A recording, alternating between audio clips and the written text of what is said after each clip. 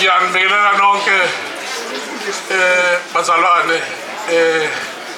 wonke umuntu la ke mawuyisimo nje uba umzalwane nginibingelela lonke egameni lenkosi uJesu Kristu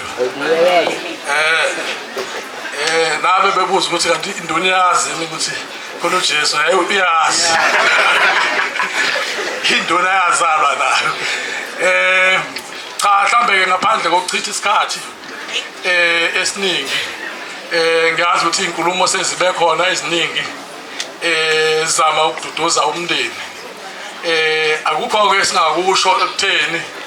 kuba amazwi nje induduzo ukuthi akwehlanga lungehliyo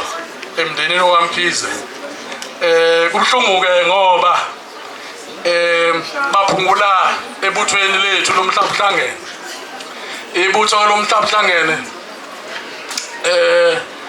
li non-aligned asikho political ngasifaka ipolitiki bawethu mangithi nje ngidlula kunerali ezoba khona eqembu elithile abafake ibovu kade bengifonele ngathi cha amabutho akahlangani nento yepolitiki kufanele nikwazi lokho ukuthi ibutho yibutho individually umuntu uba yilunga leqembu alithandayo abanye bawumkhonto abanye bawu-ANC abanye bayilokya so ke individual abantu bayikhethela uMkhize ke ngenhlanhla bengimazi kancane ukuthi uyilunga likakhongolose kodwa besingayixoxi likakhongolose ngoba la ibuthweni asifuni into ezohlakaza ibutho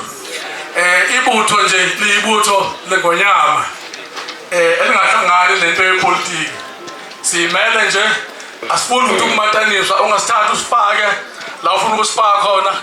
umkhonto na siyawuphatha nehouse yaliphatha mabethanda ukujoyina abojoyina abathandayo futhi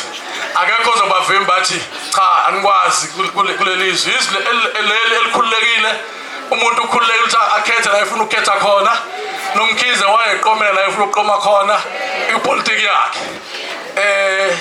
egameni ke lamabutho womhlabuhlangene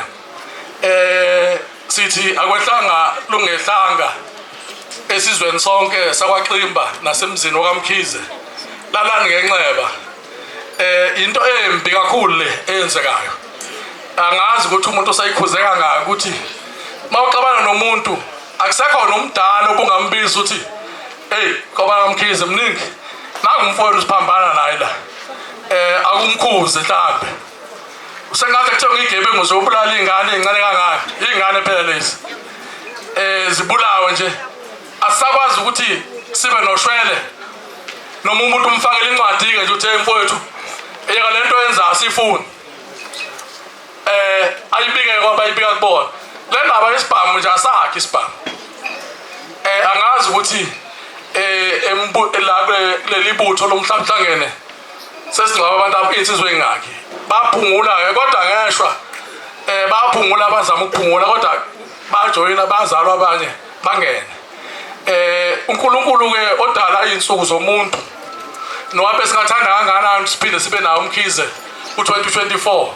uNkulunkulu ungavumanga lo habesha isifuba ethu yena wenzile cha wenzile ngesandla sikasathe kodwa uNkulunkulu kube bengavuma uNkulunkulu bengekwenzeka kodwa ngoba sekufika isikhathi sikaNkulunkulu kwenzekile bafowethu ke gameni lomhlabuhlangene nonke bafowethu nigade angazi noma ibutho leli lingafuneki yini ngonyaka odlule nje wathi mawuqala savula ke induna uMkhize wasesimahleni lapha bamazi abaningi bejwayele ukushaya ijadu nomunye umfana womfowethu ukhule kwabhlungu kakhulu ngasho nakhona ukuthi yazi siqala unyaka nje mhlawumbe soqeda singaphelele ngoba asazi ukuthi laba bafuna ukusiqeda yini kodwa engigcizelelayo ukuthi makukhona la niphambana khona nomuntu axoxe kukhona amaphoyisa khona amakhansela khona induna khona abantu abadala nasemzini yakini okuzothi mawuthi cha siphambene nosibani cha bobhuti basibani ake ningikhuzela usibani le ndaba nje yenzekayo yimbi ibhlungu inomnuku namanyala phakathi kwabantu ezitolo kungafa umuntu ihlazo nje singalazi ngeke ngisho ukuthi siyaliqala ngoba phela into ehlaliyenza kodwa bekhuzeni kwethu besikutshela ukuthi izophela ime nalabo abathengwa ke bame phela hawu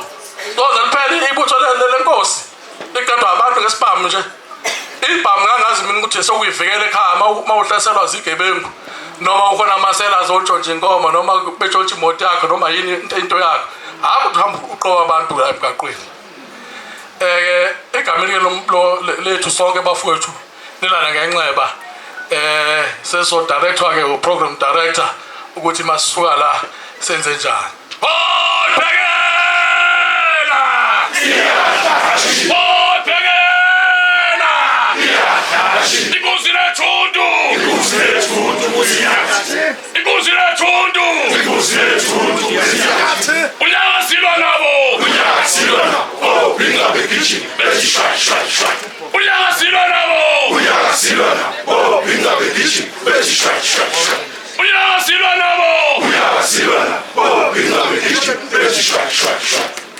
ngizocela nje kancane